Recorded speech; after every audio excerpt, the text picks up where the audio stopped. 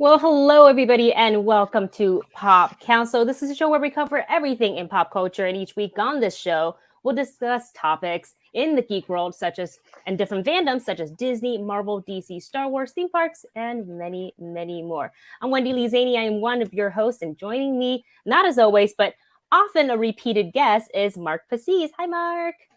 Hey, how's it going? Long time no see. How's it Yeah, it's going? been a minute. I know we were all we've seen each other, but we've been so busy due to Comic-Con and Mm-hmm. tons of films that's been releasing, tons of TV shows that's coming up, which we'll get to talk about. But how have you been? How was your Comic-Con? Oh, exhausting.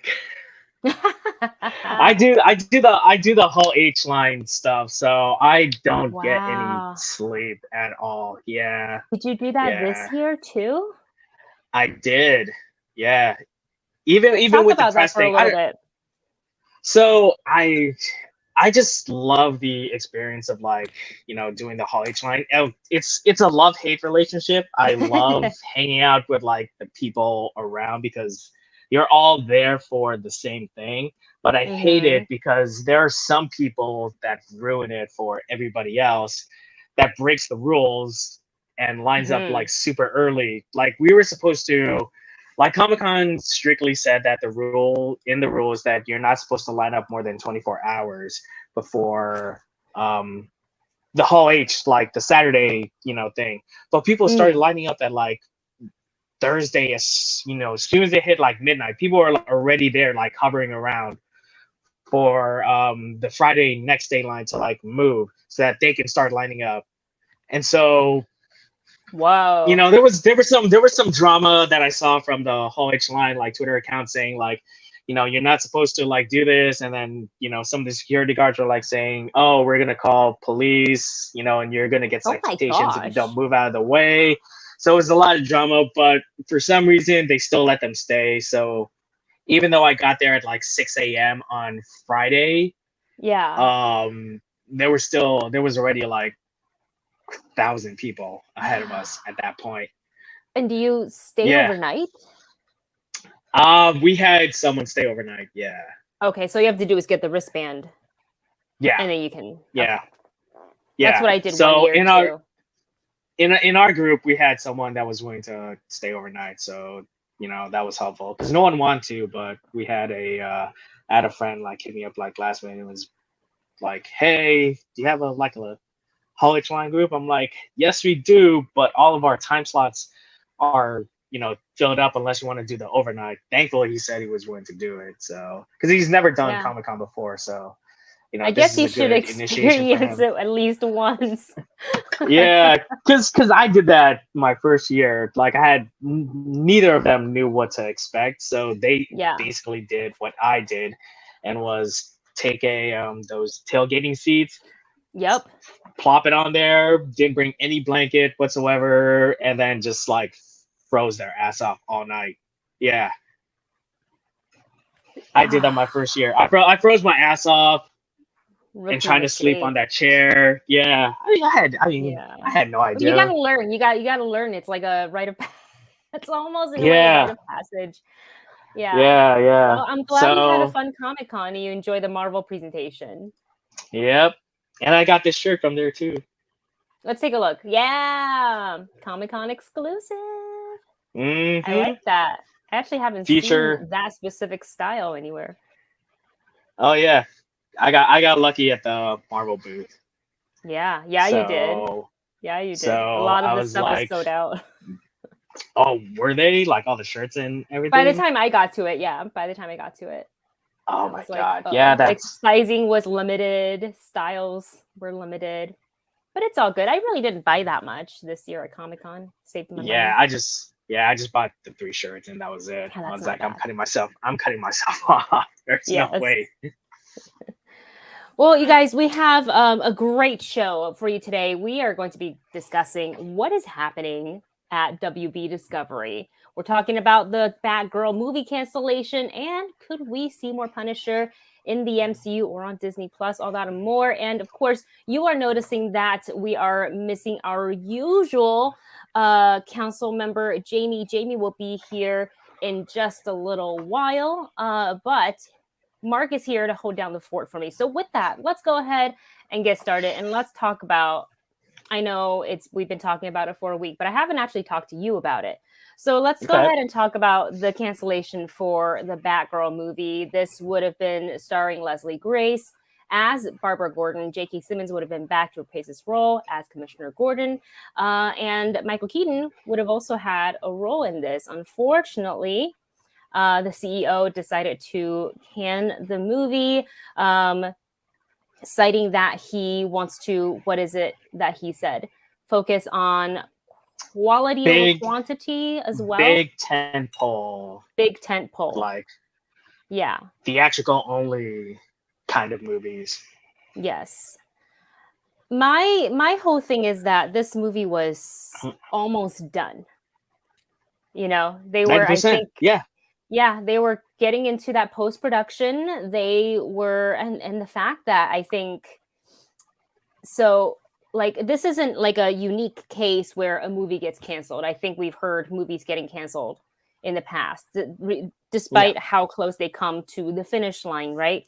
But this was the one of the more like rarer instance where the cast and crew didn't know, and they found out, I think, when all of us found out, which is can't be a great feeling. The directors, they were at a wedding when they found out that this was happening. So that's a huge bummer, like, to find out that way. And I am kind of bummed. I understand the on the business side of things, but I feel like the way they went about it is, I feel like it could have been handled a little bit better. Like, you know, just a little text in a private, you know, in private, instead of the directors having to then go on social media and have to make a statement because they're the directors of the movie. Yeah. What else do you say other than you're disappointed and sad? What else can you say? What were your reactions and thoughts when you found out about the movie? I felt the same way because the movie was pretty much almost done. Like, they were deep into post-production. I mean, I get that they, you know, put in like $90 million in it, and, you know, because of COVID protocols and all that, but, you know, it was pretty much almost done. I mean, I get that it's a business thing. The old regime was the one that instigated this, and, you know, you're just putting it out there. I mean, it might not look good that you just put it out there when you're trying to start your own thing, you know, trying to reboot the whole like DCU, but you know, it's I mean, the whole DC thing's, you know, kind of like a mess already. And I mean, why not just add like one more thing? But, you know, it's sad because I do like the directors. Like, I love what they did with Miss Marvel. I loved, you know, Bad Boys for Life. I thought that was, you know, that's one of like my favorite Bad Boy movies. And I love Bad Boys too. I quote that movie like a lot. And so for me to say that, that's, you know, that's some huge praise. So, you know, I mean, hopefully, you know, better things can come from this. Hopefully, you know, the CEO can actually start to right the ship, because we've heard this, you know, 10-year thing plenty of times before, and nothing has come of it. So hopefully, you know, he's actually true to his word and does something with it, because I feel clearly I'm a Marvel fan. But, you know, I'm all for, like, you know, equal share of the pie, and I just feel bad for, like, you know, passionate DC fans who has to hear it from, you know, the toxic like Marvel fans giving them a lot of crap, you know, all this time. It's like, oh, we're better. Yeah. And it's like, you know, just let them have their own thing when, you know, they get, you know, a win. Yeah. So hopefully, you know, we can be on equal grounds, and, you know, everyone can benefit from it, because, you know, if it's just one entity, you know, getting all the money, then while everything else is like, that's not good for, you know, competition. Yeah, absolutely. And I mean, DC has a lot of really great characters aside from Superman, Batman, and Wonder Woman. I know that's like people call them the Holy Trinity. My very first superhero that I ever saw, I think, on a TV screen, I can't remember if it was animated or it was probably the movie with Christopher Reeves, Superman. That was the very first. And then I saw, you know, Batman, and I'm like, oh my gosh, who is this? I love them. Yeah. So it's a bummer that I just want, if this 10-year plan is to give us a more cohesive DCEU, then I'm for it. I just don't love the process of how this Batgirl movie cancellation went down. It just doesn't look great. It makes me feel like the CEO wasn't willing to communicate. It just leaves a bad taste in your mouth the way that they found out too. Yeah. And that's it. And, you know, various directors and producers have reached out to show their support. So, yeah, you know, they're definitely going to have more jobs and offer come their way, but they all took their time and worked on this movie. So that is a real bummer. I really did like Leslie Grace. I like her work. I think she's super talented. And I was very curious about how they were going to present her in this role that we will never get to see because, you know, they're doing it as a tax write-off, not a tax write-off, but as a tax break. So it's not going to be sold anywhere. It's not going to go streaming. I really wish they had just like the 90 million you can't get back. So why not put it on HBO Max and forget about it being cohesive, right? Because we have the Justice League, right? We've got our Man of Steel, but we never got like the Ben Affleck Batman movie. But we're getting an Aquaman 2 with Batfleck. And in the Flash movie, are we still getting Keaton in that? We are, right? They haven't said otherwise. Yeah. Okay, because that movie's done. So I know that movie and Black Adam and Shazam are all safe. So if they're trying to course correct and they're trying to give the audience more of a cohesive DCEU, sure, I look forward to it because it is a little bit like interesting to think about. Okay, so we have this really awesome movie, a Batman movie with Robert Pattinson, and it's so good. So, but where does his Batman and timeline wise too, because it's earlier, how does that fit within the DCEU as well as Joker with Arthur Fleck? Yep. So I think if they're focusing on like tentpole movies, if they're also going to take into consideration of building a more cohesive world, or they're going to continue on, they're going to be like, no, it's tentpole movies. They don't necessarily have to connect, but they're going to be good. Like, because Joker was so good. Batman was so good. Very good. Yeah. Yeah. So I don't know. I think, I mean, the way to explain that is through the Flash, which is probably the major reason why, you know, that movie hasn't been canceled despite Ezra trying to cancel it from any which way he can. But yeah, it's because that's gonna explode the multiverse in the DC universe. Yes. And so, you know, it's gonna be the way that, you know, they're gonna explain like, this is why there's this Batman, there's the reason why it's this Joker in its own universe. But you know, but if you have so many different universes, I know people say like, you know, and rightfully so, that you shouldn't treat your audiences like idiots. You should treat them like, you know, they're smart people. And that's true. But people will get confused as to what universe a certain thing is in. Because, you know, if people don't realize like this is part of like a connected universe, they may or may not watch it. You know, that's why some people, you know, stick around with the Marvel stuff and watching everything because they all know everything is connected. Yeah. You know, so if they're all different universes, they're gonna have to probably explain like this is this universe, this is that universe, in some sort of graph or something, just like the graph that they did at the what was it? What was the thing that where all this news came from? The investors meeting, was it an investors Oh meeting? yes, yeah. Oh God, let's not even talk about the graph, the one between HBO Max and Discovery. I was looking at it. I was like, what is this? Yeah.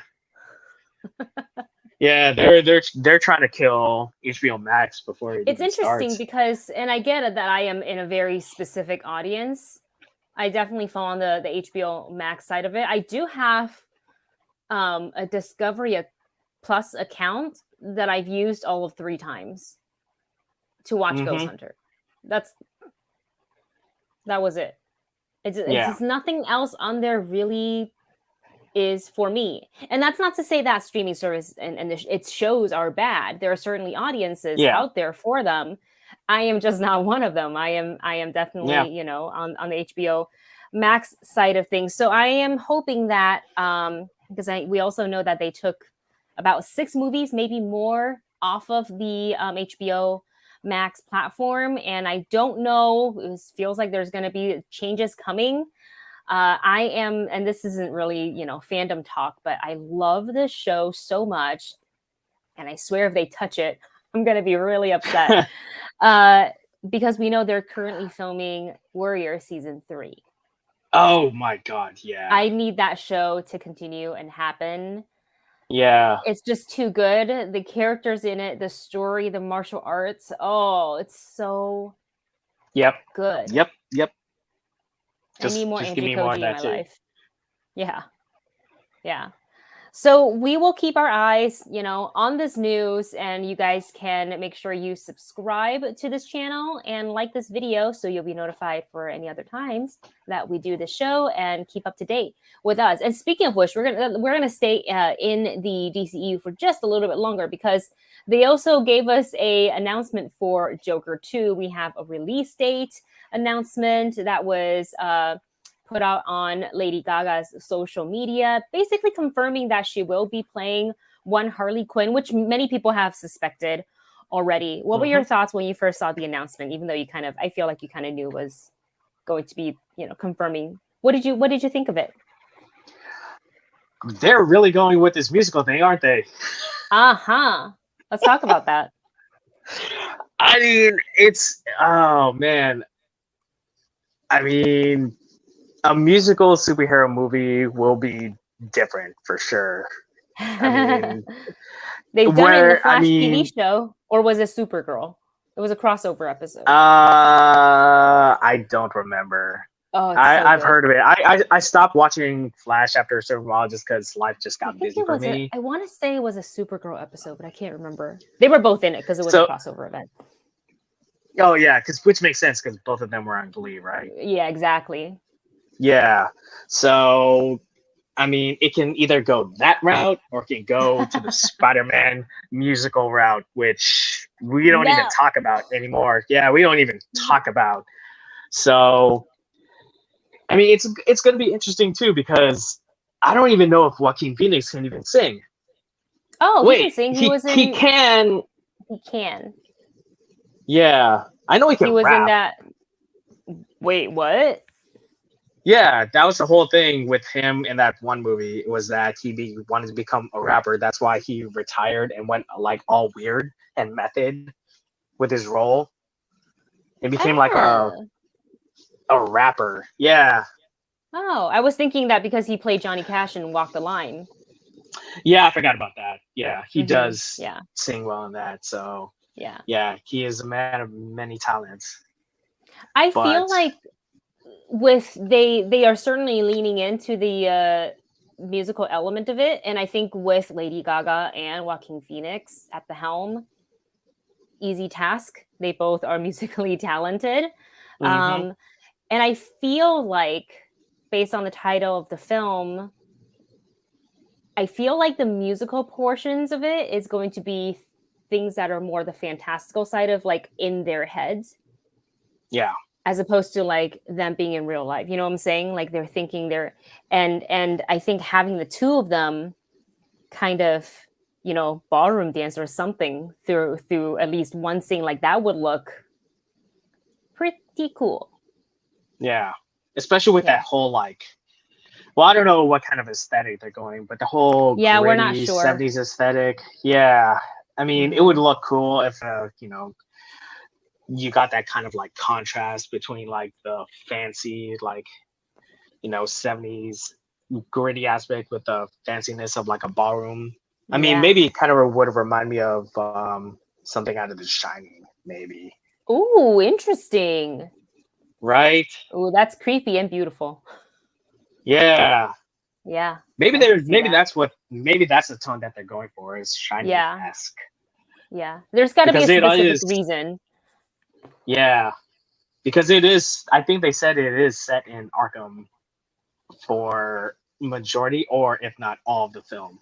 So that would make sense if we're just speculating here, like throwing out some theories. Our Harley Quinzel, Dr. Harley Quinzel, that's how she would be meeting Arthur Fleck, and maybe the musical scenes, kind of the transformation of that happens as she is doing her sessions with Arthur, and it kind of goes into both of their minds. You'll see her, her attractions to him, what's going on inside his head. I think it's gonna work. And I love the first Joker so much. It's not an easy watch though. I've only seen it twice. Yeah, it's actually really hard to watch for me. So like I think after I saw the in theaters the very first time, and then I sat there and sobbed as the credits, and I was like, why is this affecting me so much? And I watched it one more time, and it didn't sob as badly, but I still was like pretty emotional at the end. Did you realize what it was that made you? I think it's just watching the way people treated Arthur, because he was different, and what drove him over the edge. Because like how much crap can you take from people in society as a whole, when you're literally just trying to like live, like, and you're just quote unquote not normal, but like what is that really? Yeah, right. Yeah. Like no one's normal. No one's normal. Like, what is you fitting into the norm? Like that's just so. I when the movie explored that side of it, and just when he just snapped and just did all these horrible things, I was just like, oh my God. And his performance, like when he went inside the fridge, I was just like, I'm done.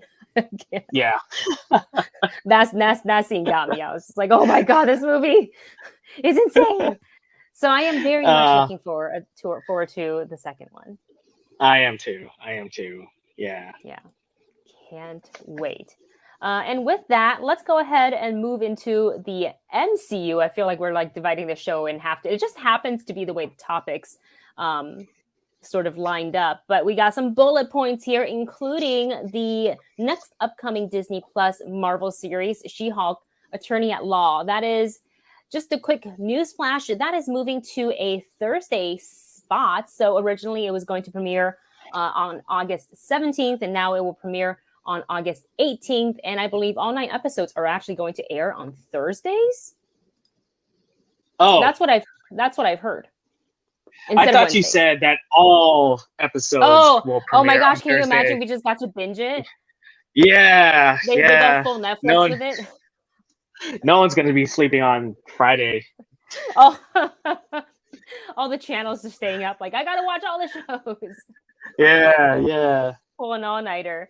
Yeah. I mean, I think it's about time that they... oh my God, yes.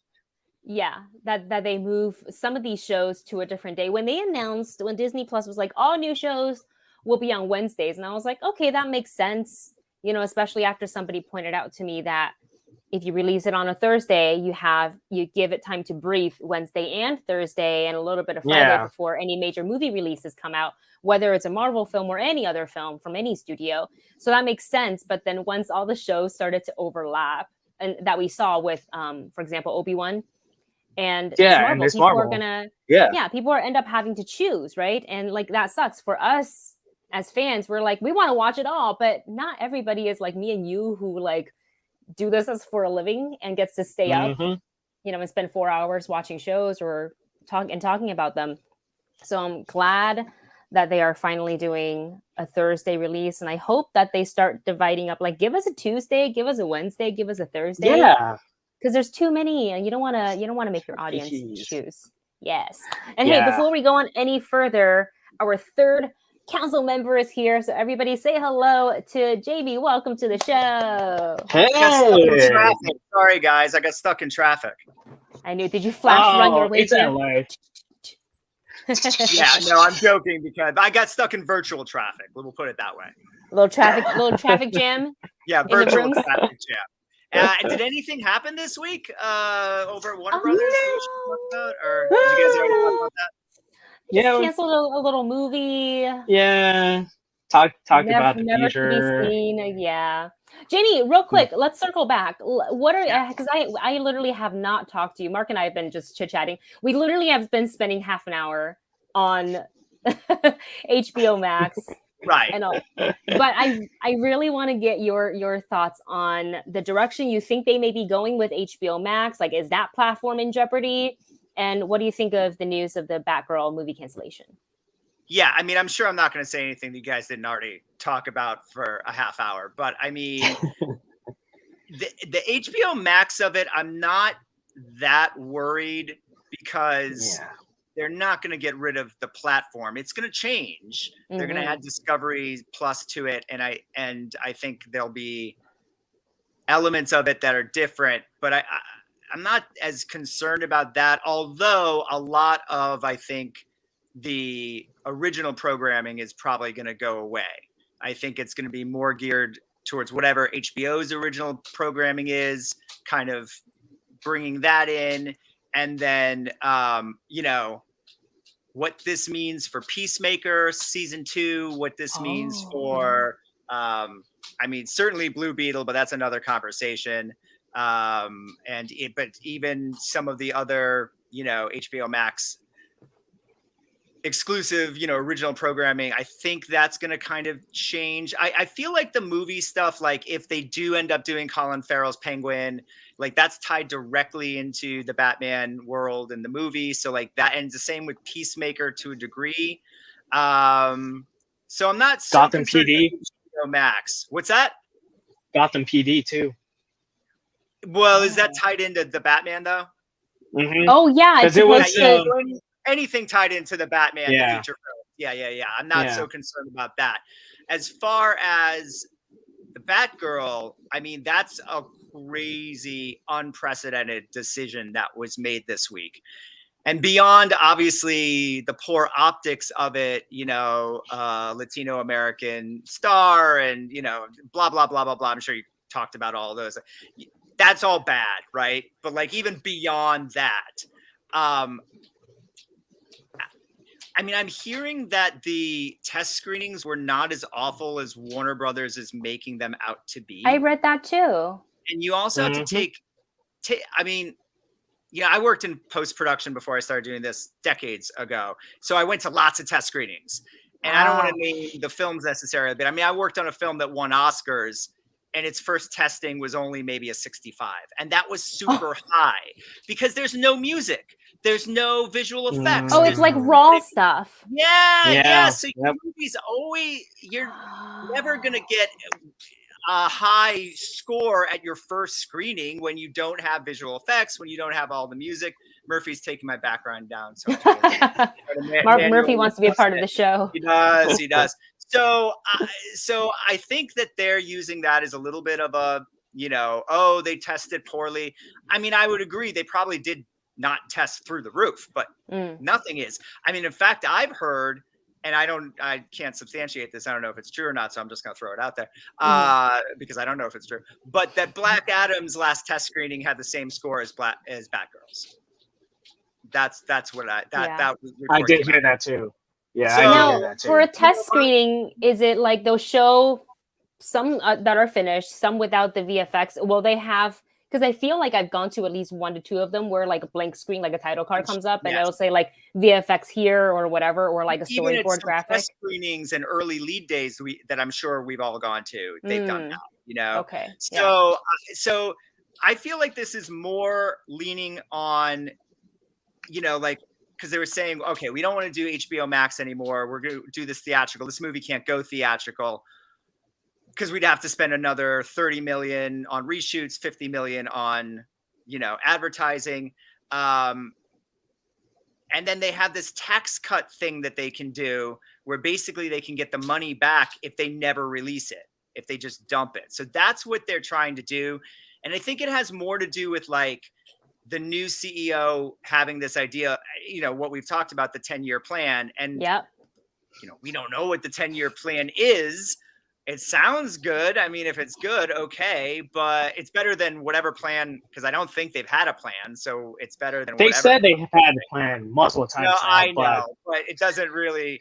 Well, and I think the larger problem is if they continue to, you know what I mean? Like maybe the Zack Snyder plan would have worked better if they didn't freak out after Batman, Superman, and it by no means financially disappointed at the box office, but it just didn't get the reviews and the response that the studio wanted. And then they start tinkering with Justice League and Zach Lee. You know what I mean? Like that cycle that's my biggest fear, is that cycle continues of the sort of micromanagement of DC.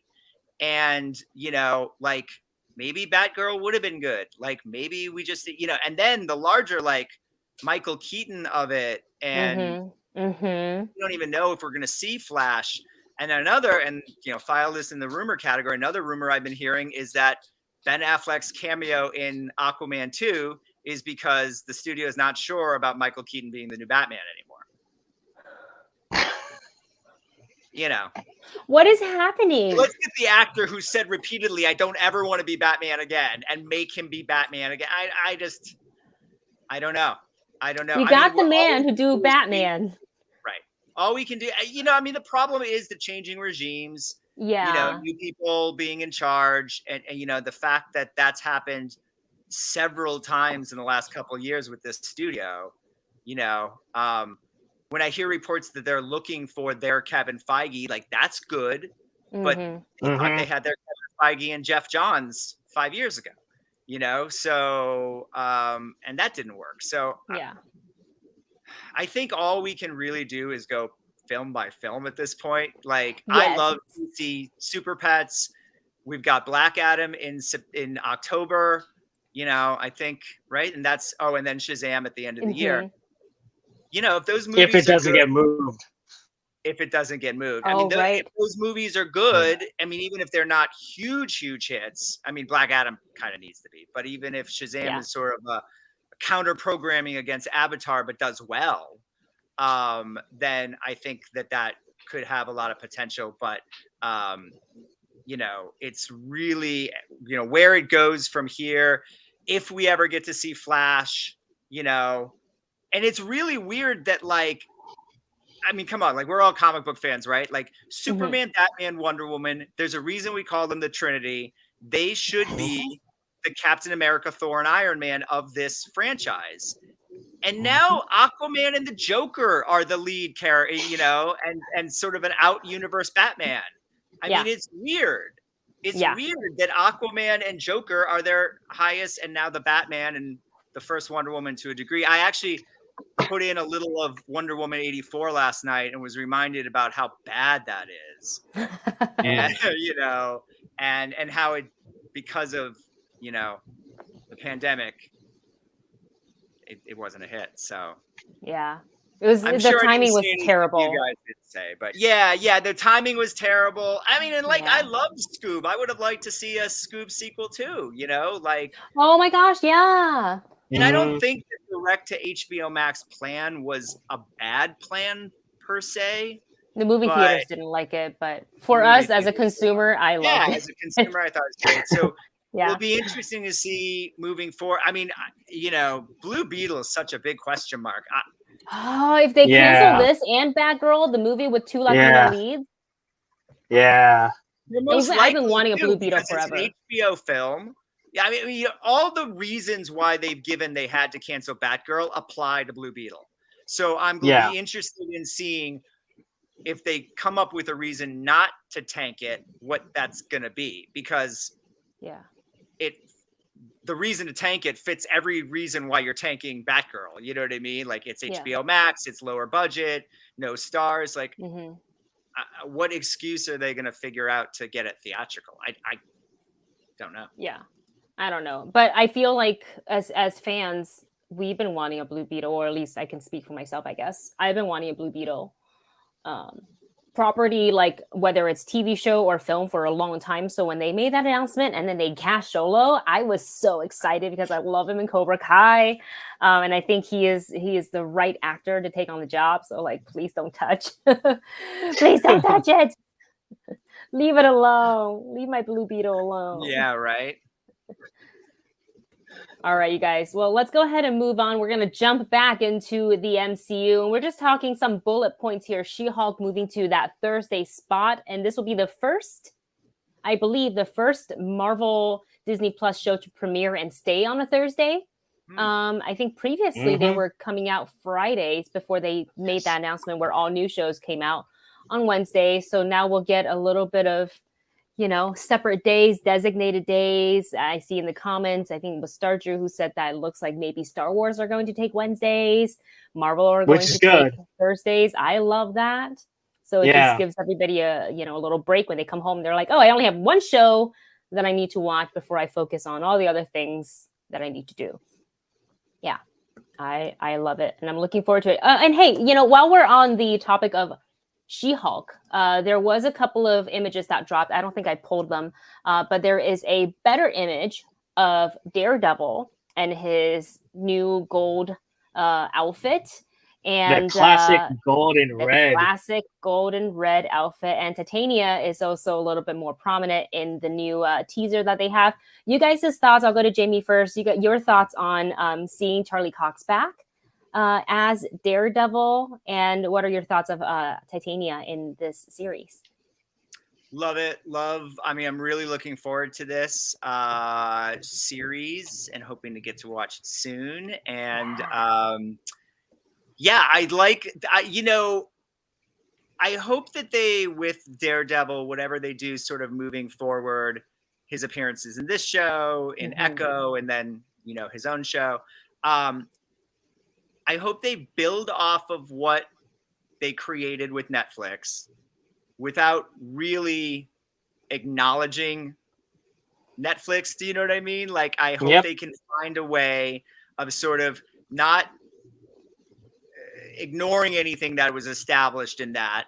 There's a lot of hope that Foggy Nelson comes over and some of the other characters.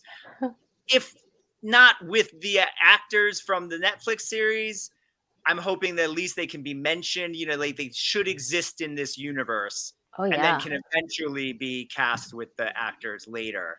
Yes. And so I love the idea of, they sort of did like the Black Ninja outfit and then went right to the Red Daredevil. So the idea of mixing it up a little bit and putting the yellow in there, we saw a little mix up with like Kingpin and Hawkeye, how he was dressed with the Hawaiian shirt and suit as opposed to just the white suit, but it's still Kingpin, like it still works.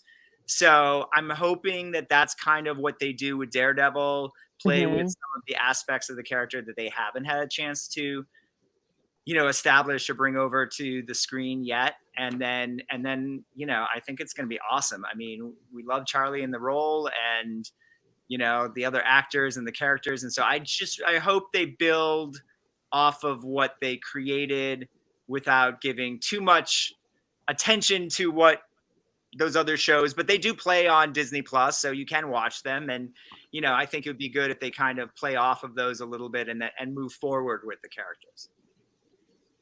Absolutely. And Mark, your thoughts?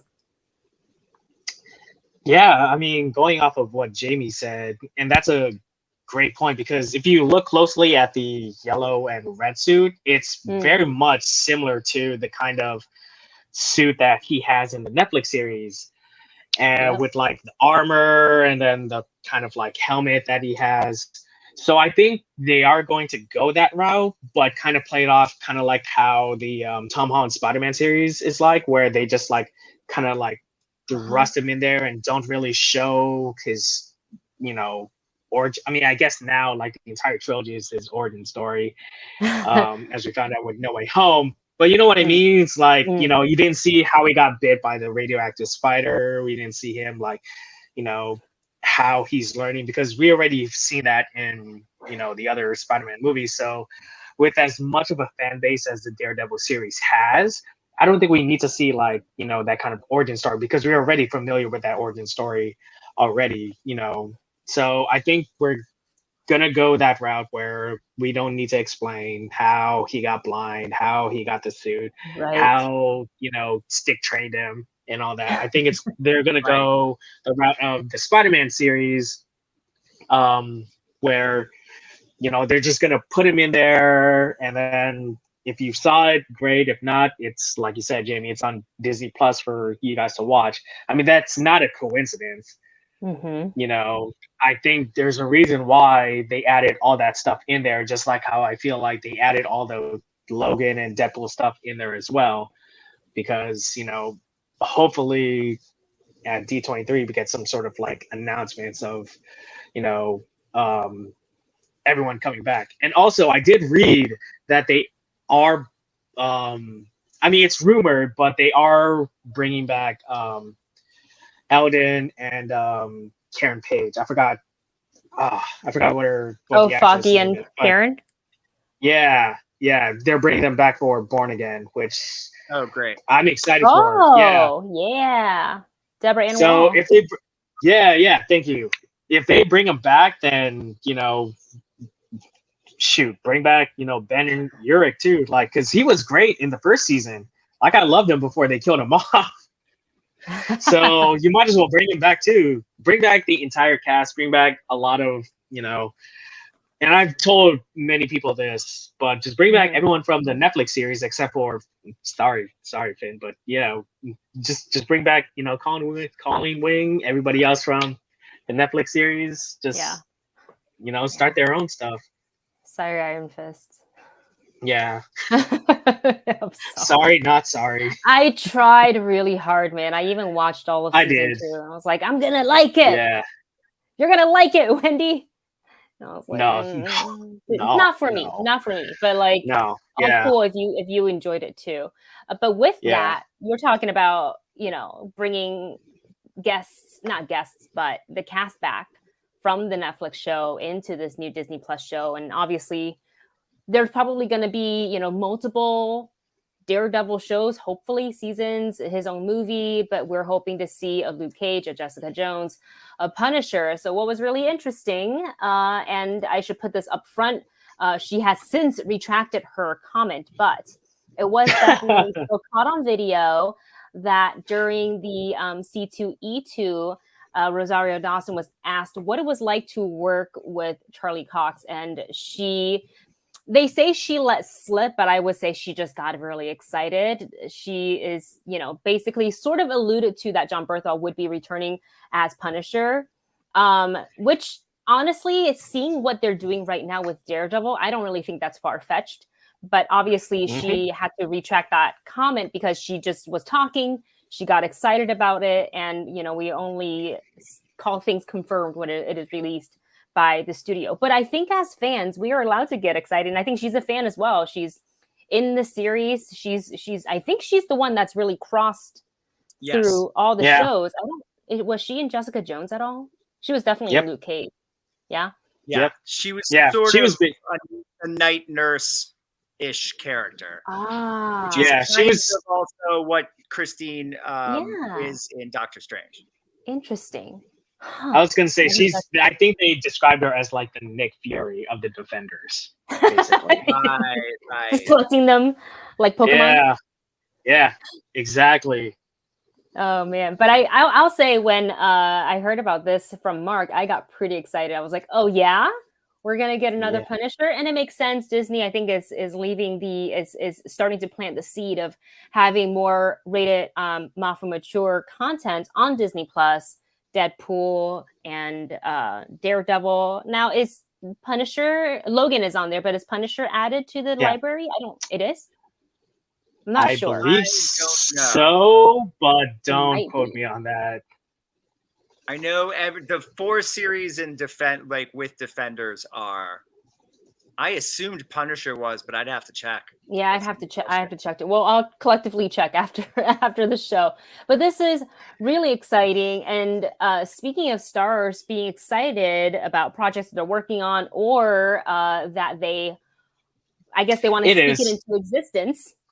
It is nice. Okay, so there you go. You can watch The Punisher on Disney Plus. Thank you, Mark.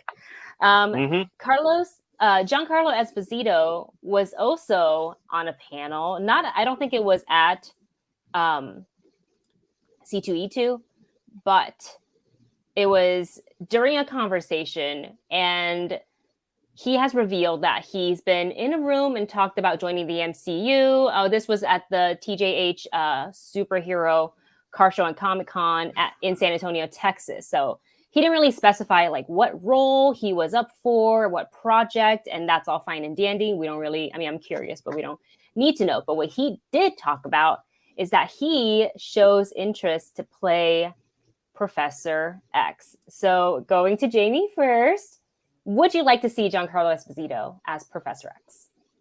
Yes. Yeah, absolutely. And I didn't know this story specifically, but before you said the character, I knew I had a feeling that was Professor X. I've heard some rumors about that.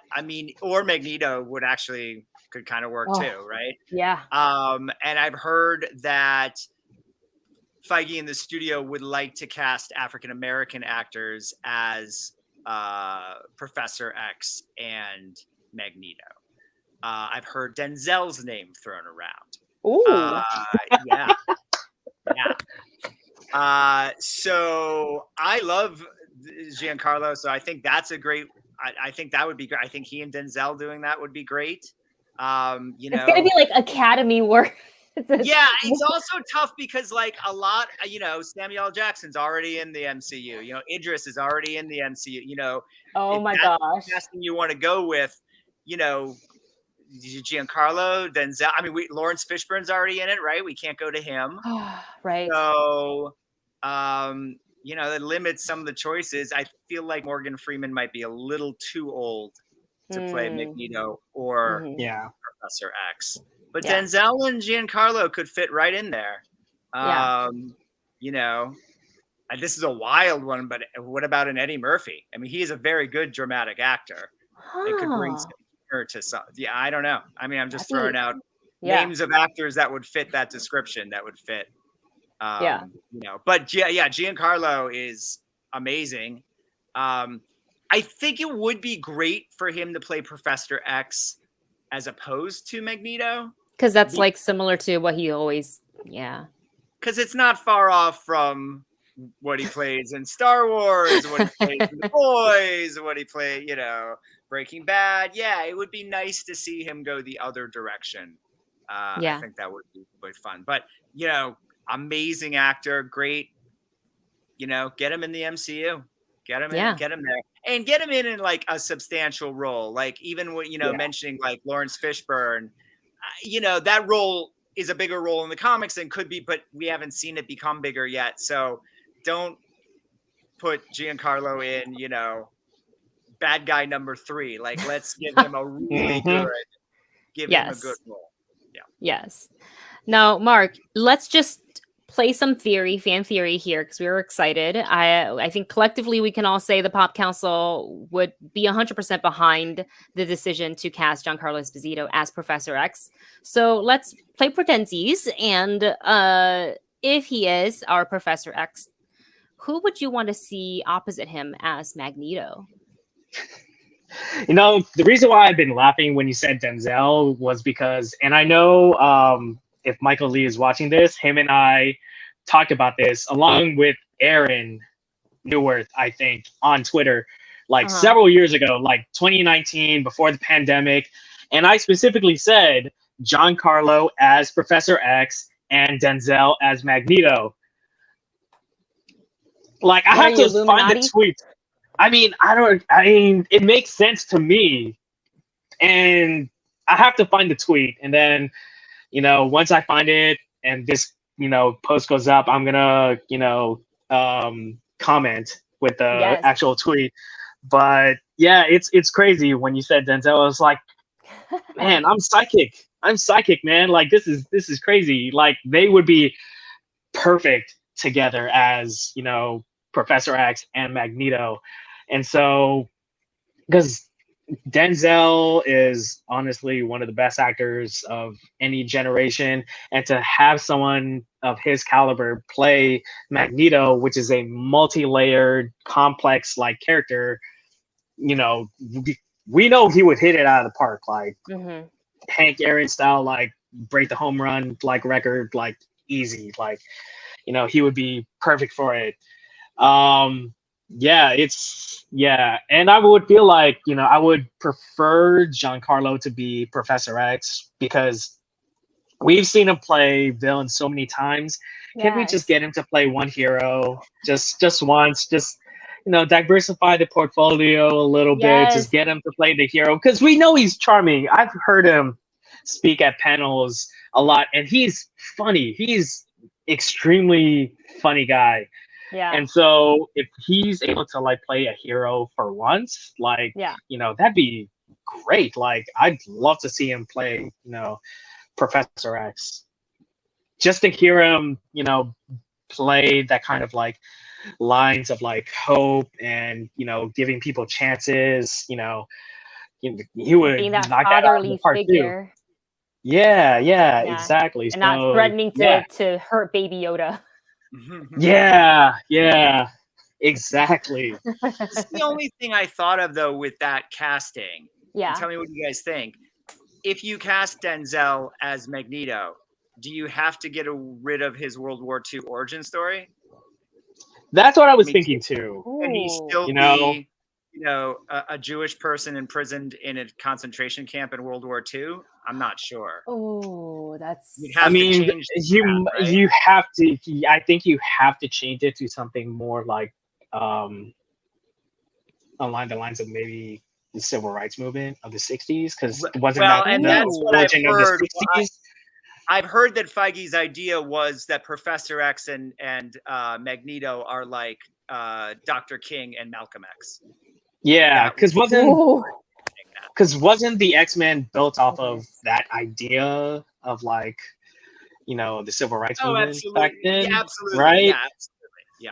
Yeah, so having that idea, put in there isn't that far-fetched. I mean, if you really, I know, because we know some people are going to be complaining about that, but if you really truly know the story of the X-Men, it makes perfect sense for them to do that. I agree with that. I mean, it can be used as an allegory for, LGBTQ rights. It can, Yeah, you exactly. Could cast a Japanese American actor and use the Japanese American internment camps. So there's a lot of different. I'm with you on that. I think it can be a little flexible.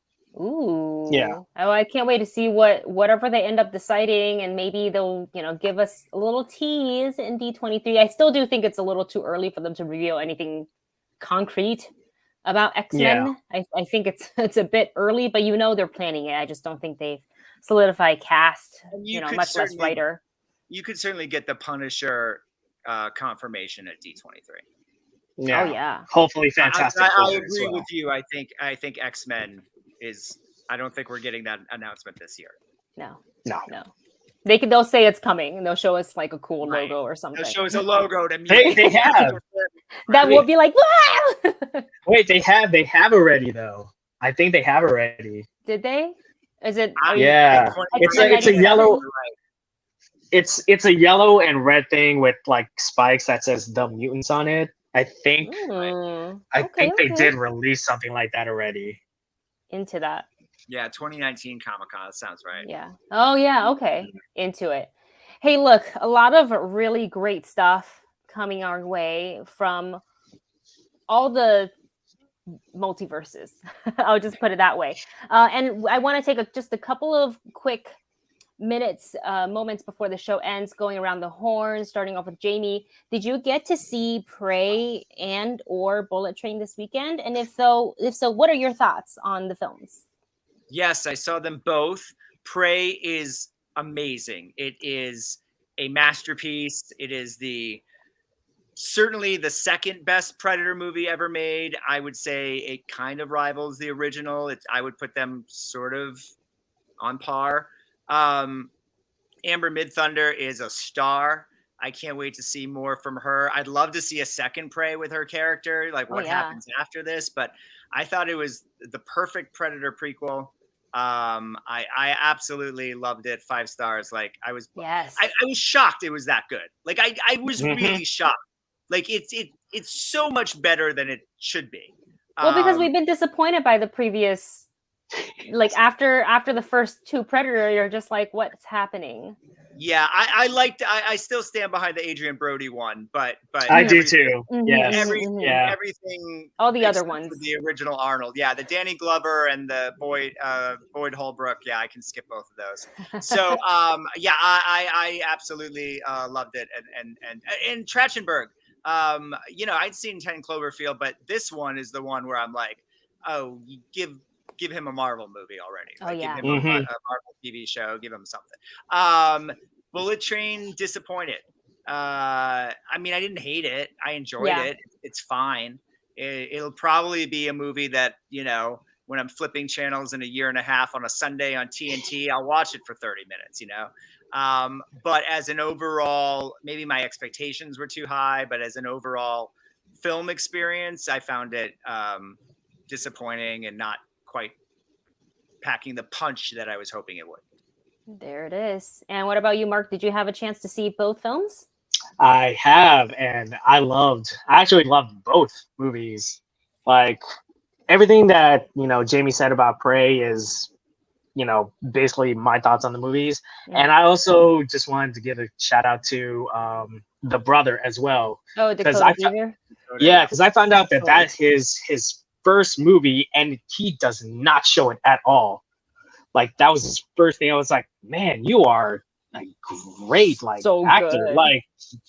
Like I was. Well, I'm not gonna say what happens in the movie, but when that part happens towards the end of the movie, I was, kind of sad, but that's neither here nor there. And with Bullet Train, it's not the greatest movie, but I was thoroughly entertained, especially with Brad Pitt's like peace-loving performance, and then Lemon and Tangerine, like Aaron Taylor Johnson and Brian Tyree Henry's characters were like great and entertaining as well. I would have liked to have seen more out of Koji, Hiroyuki Sanada, and some of the other characters. But in terms of like entertainment value, like I was like loving it from beginning to end. Like I was laughing my butt off the entire time. And so both movies, there were a lot of good movies that came out this weekend. So there's just a lot to watch this weekend and the upcoming weekend as well. Absolutely. I think I'm on the same page with the both of you on Prey. It is just such a fantastic film. Definitely 5 stars. I was entertained from beginning to end. I was on the edge of my seat. Oh my gosh, it was so good. And I was listening to some people who sat behind us at the theater was talking. I don't know how true this is, but they said that originally nobody was supposed to know that this was going to be a Predator film, and that information was unfortunate. Can you imagine people sitting at home like, oh, I'm going to turn on this Prey movie, and then within the first, when did the flyover? Pretty early. Pretty early on. Imagine seeing that, and you're just like, wait, could it be? What is that? It doesn't surprise me that they tried to do that. Like that's a clever thing. It's so hard nowadays to do that. It is so hard. The last movie I can think of that even came close to pulling something like that off is Split. Yes. Because no one knew until after opening weekend that Bruce Willis was in it and that it was part of Unbreakable. But that's that's like the end credit scene, right? That's all they had to protect. You have to protect the entire movie. That's hard. Like 75%. That's really difficult, man. For promotion, like I get why they had to give up the secret, because like during promotion, like how do you promote this movie and not tell people like the best part about it, like why they want to see it. Yeah. I think it was good that they changed up the marketing strategy for it, because I believe that got more people I agree. to get their eyes on it. Yeah. For Bullet Train, I thought it was entertaining. It was fine. It felt convoluted at points because there's so many things happening, and then with the back and forth, the flashback, and they were trying to connect all these really cool characters. I understand where they were going, but it felt really, really busy and clustered. But I felt like the characters, other than maybe Brad Pitt, didn't have enough time to breathe through their own scene. I would have liked to see even a little bit more of Lemon and Tangerine, played by Lemon was played by Brian Tyree Henry. Tangerine was Aaron Taylor Johnson. I really like those guys a lot, I would have liked to see them have a little bit more, because I was like connected to them by the end. I was like, oh wait, I'm feeling things. But I also have to echo Mark's thoughts about Andrew Koji. Like, it may just be because I'm a huge Warrior fan, so I became a huge fan of Andrew Koji through that show. But like, and I love that he's getting to do the emotional stuff, but I also wanted to see him kick a little bit more ass. And he didn't really get the opportunity to. So, but there is that, and both, one is in theater and one is on Hulu for you guys to check out. And those are our thoughts on both movies. And you guys, thank you so much for tuning in. We'll be back next Monday with another show full of hopefully lots of topics, just like this one. Going to my left first. Jami, where can everyone find you on social media to follow your work? Yeah, you can follow me at my name at Facebook, Philbrick on Instagram and Twitter, and check out moviephone.com for all your showtimes, listings, reviews, news, interviews, and so much more. And going right down the line, Mark Pacis, where can everybody find you and your work? You can find me at my, almost got it. At Pac-Man NR7 on Twitter and Instagram, and apparently now I'm starting to do TikTok as well. Yeah. And you can also find me at nerdreactor.com. There it is. And for me, you can find me just at my name, Wendy Lee Szany, across all social media platforms, as well as on YouTube under the Movie Couple channel, where we talk movies, movie news, and trailer reactions. All right, guys, don't forget to subscribe and hit that like button. Gets us more visibility right here on YouTube. Thank you for tuning in. Enjoy the rest of your day and the rest of your week, and we will see you next time. Bye. Peace.